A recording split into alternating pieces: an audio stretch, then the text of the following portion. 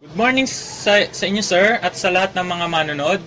So ako nga pala si Eugene Hamulin ng ME21 at kasama ko si Mark Alarca upang interviewin tungkol sa mga virtues na na-acquire niya at paano niya ito na-acquire. So Mark, ano nga ba ang virtues mo sa buhay?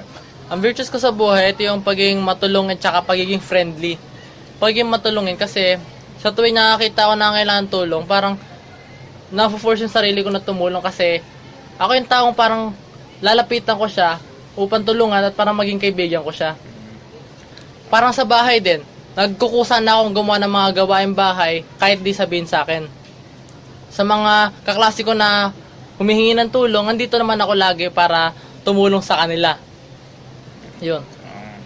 Tapos nakuha ko naman tong virtue ko sa nakikita ko sa mga nasa paligid ko. Parang na-acquire ko yung mga ginagawa nila. Parang na-inspired akong maging matulungin at maging friendly. Naging friendly kasi ako kasi gusto ko na maraming kaibigan yung lagi silang nandyan para tulungan ka at tulungan mo din sila. Para maging parang second family mo na rin sila. Ganun. So, ang mga virtues mo pala ay pagiging matulungin at pagiging friendly.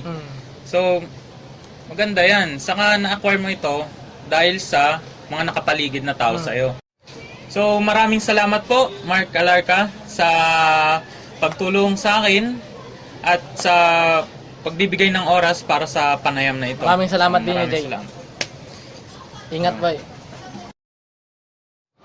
So, yun lang po, sir, at sa mga manonood. Maraming salamat sa inyong time at God bless.